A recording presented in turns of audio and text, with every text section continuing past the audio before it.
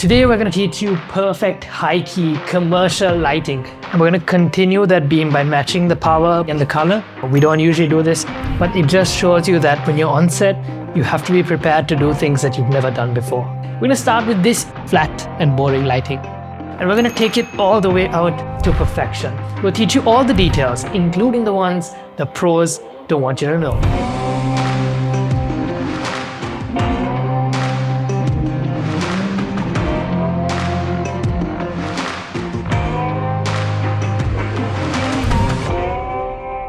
Alright, so the team is just setting up their lights and the basic fixtures. My goal is to figure out what the frame looks like. Now, ideally, I'd use my camera with a lens that I'm using for the final shot, but Trevor's got the 16-35, so I'm switching over to my phone, which is a 24mm equivalent, and I'm looking through the scene. I'm trying to find what angle would work best. Usually, a client would dictate where the frame is, what's in the background, what needs to be in the foreground, but this is our shoot, so we can control a lot of those moving elements. Now, I could shoot this frame right here, but I'm not a big fan of that fridge.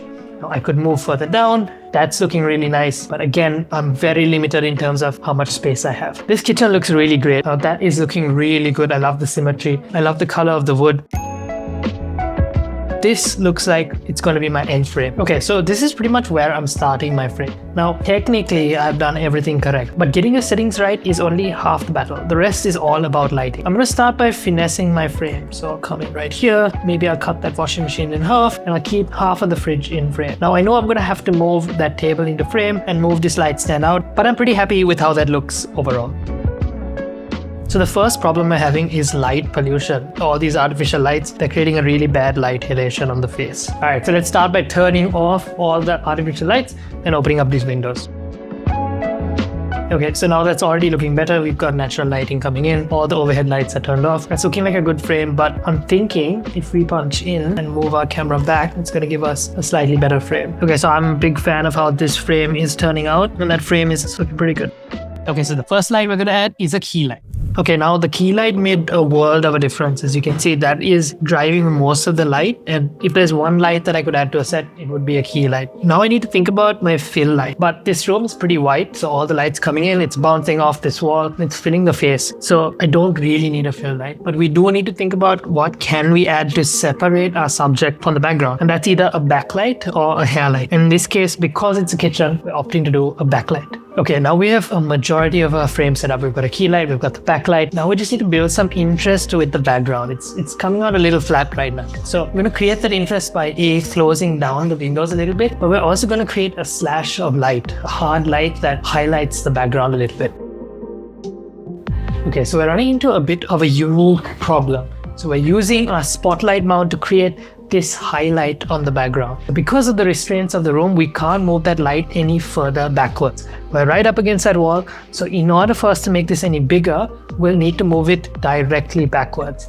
Now that has its own problems because the further back you go, you start getting that spotlight on your subject. Now that's something you definitely don't want. A spotlight is hard light, which is great for details, but not great for skin. So we are tucking that into the corner and having that spotlight end right here, and we're countering it. We're essentially creating a continuous beam by throwing on another light. So we have another spotlight right here, and we're going to continue that beam by matching the power and the color. We don't usually do this, but it just shows you that when you're on set, you have to be prepared to do things that you've never done before. Now finally, I'm going to make a small creative change.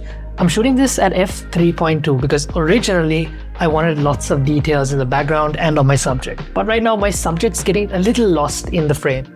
So I'm going to bring down my aperture to 2.0. That's where I'm comfortable shooting. Now I can go a little lower, but I think 2.0 is great to get enough focus on my subject and still blur out the background. Now if you look at the frame, it's completely overexposed. I could change up all my lights and rebalance it that way, but it's easier for me to drop in a variable ND. Now with that ND in place, I can just dial in my correct exposure.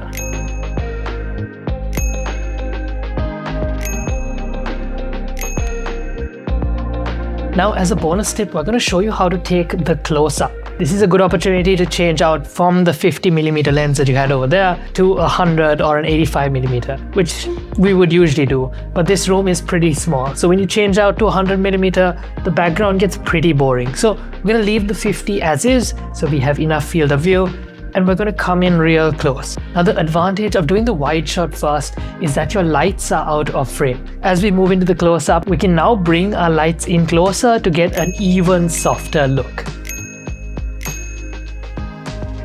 Okay, so it's been a long day of shooting and we're back in the studio. Let's recap what we learned. We first walked into our room and we set up correct composition. We found a framing that we liked. Then we set up a baseline exposure with our camera, and then we brought in our key light to correctly expose our subject. And then we set up a hair light.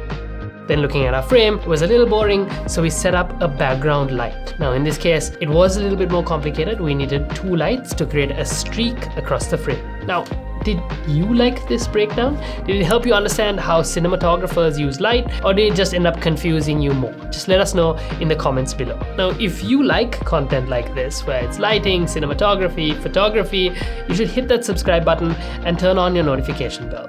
Next time, we're going to take one room and we're going to light it 3 different ways. You're not going to want to miss it.